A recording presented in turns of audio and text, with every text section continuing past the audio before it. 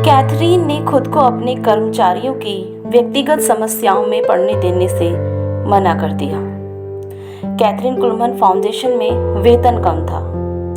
यदि किसी सचिव को अपने पति से या किसी को कुछ वित्तीय कठिनाइयों का सामना करना पड़ता तो ये सभी बातें कार्यालय में उल्लेखित नहीं थी। उसने मुझसे कहा कि मेरे पास अपने कर्मचारियों के निजी जीवन में शामिल होने का समय नहीं है।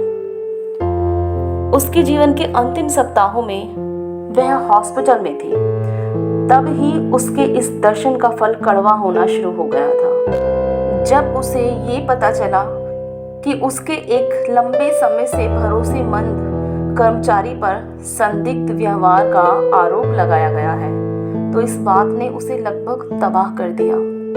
कैथरीन, जिसने हमेशा ही अपने प्रवेशकों, संगीतकार और स्वयंसेवी सहयोगियों से नैतिकता के उच्च मानकों की मांग की थी, वो घर की इस स्थिति से निपटने में असमर्थ थी।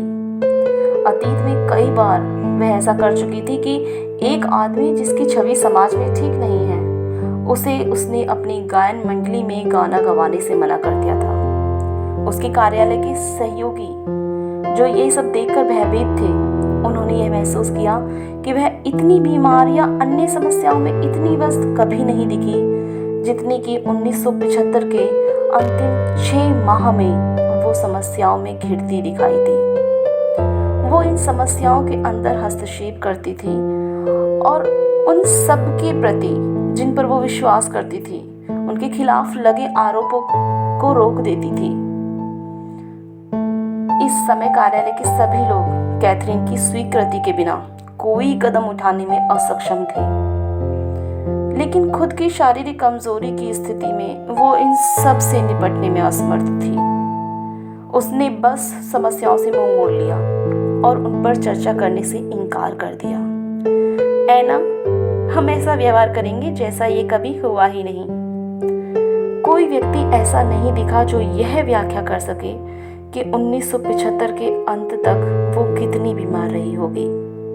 उसने स्पष्ट रूप से बहुत सी चीजें की जो वह तब नहीं करती जब उसका शरीर ठीक रूप से काम करता हुआ होता। सतही तौर पर उसने अपनी पुरानी सामर्थ्य के आगे कभी हार नहीं मानी थी। उसने अपनी चमत्कारिक स्वभाव में पूर्णता की मांग की, जो कि उसका ट्रेडमार्क बन चुका था। ऐसा प्रतीत होता था कि वह अपने सीने के दर्द और शरीर में बढ़ रही कमजोरी से बेखबर थी। वह आगे बढ़ती रही और अधिक सभाएं आयोजित की, टेलीविजन पर कार्यक्रम बनाए रखे और सबके सामने ऐसे हाव भाव दिए जैसे कि उसका मर रहा शरीर पहले के समान ही स्वस्थ हो। फिर भी आखिर में जब वह अंतिम बार अस्पताल में गई, तब यह स्पष्ट हो गया था कि वह अब जा रही थी। अक्टूबर में इजराइल की यात्रा ने उसे शारीरिक रूप से सुखा दिया था, और जब यरूशलेम में उसे पता चला कि एक कर्मचारी रात में गुप्त मुलाकात के लिए होटल से निकला है, तो ये उससे अधिक हो गया था जितना वो संभाल सकती थी। इस बात से भी उसने मुंह फेर लिया और कभी इसका जिक्र नहीं किया। जैसे जैसे सेवकाई बढ़ी और कैथरीन के समय की मांग बढ़ती गई, कैथरीन अपने करीबियों के व्यक्तिगत जीवन में भागीदारी देने से पीछे हट गई। अंत में वह एक बैरागी बन गई, जिसने खुद को सार्वजनिक सेवकाई में खो दिया, और तब अंत में उसने सभी चीजों से खुद को अलग हटा लिया, सिवाय इसके कि उसने 1 या 2 लोगों को अपनी उपस्थिति में आने की अनुमति दी, और बिल्कुल अंत में उन लोगों को त्याग दिया जो उसके बहुत करीब थे, और खुद को उन लोगों के हाथ में सौंप दिया जिन्हें वो मुश्किल से ही जानती थी। ये बहुत दुखद तरह का छोड़ना था, दुखद निकास। वह क्षेत्र जहां इस गैर भागीदारी या सब कुछ त्याग की भावना का समझना सबसे कठिन था, वो था वो हजारों प्रार्थना पत्र जो हर सप्ताह कार्यालय में आते थे। हालांकि यह समझ से परे लगता है, कम से कम इस बात का तो कोई सबूत नहीं है कि कैथरीन के बाद के वर्षों के दौरान उसने इन प्रार्थना अनुरोधों को स्वीकार करने का कोई प्रयास किया हो या लोगों की ज़रूरतों के लिए विशेष प्रार्थना की हो। तथ्य यह है कि कैथरीन कुलमन को प्रार्थना अनुरोध भेजने वाले बहुत से लोग अक्सर सप्ताह भर के भीतर ही ठीक हो गए थे।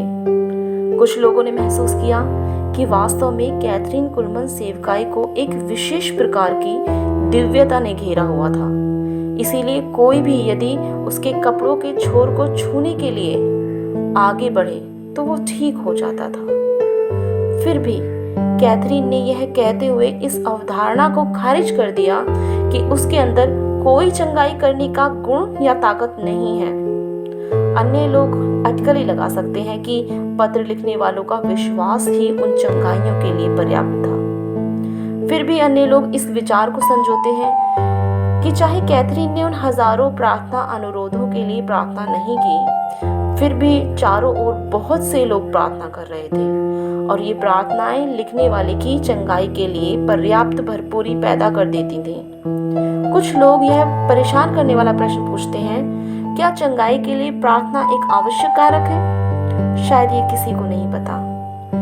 एकमात्र निष्कर्ष जो मैंने निकाला वो ये है कि दयालु और करुणानिधान परमेश्वर, जो अपने लोगों के कष्टों और जरूरतों को देखता है और जिसने सेवकाई की विसंगतियों को भी देखा, उसने लोगों की जरूरतों को पूरा करने के लिए अलग से काम किया और सर्वशक्तिमान अपने लोगों के दिलों की इच्छाओं को पूरा करने के लिए बीच में आ गया और ये किसी भी तरह मनुष्य की समझ के दायरे से परे कैथरीन को लिखे गए वो पत्र और फोन कॉल्स खुद ही प्रार्थनाएं बन गई। तो इस प्रकार कैथरीन कुलमन लोगों की प्रार्थनाओं को बाहर लाने के लिए एक उत्प्रेरक थी और उन प्रार्थनाओं और पुकारों के आधार पर कैथरीन नहीं बल्कि परमेश्वर जवाब देता था।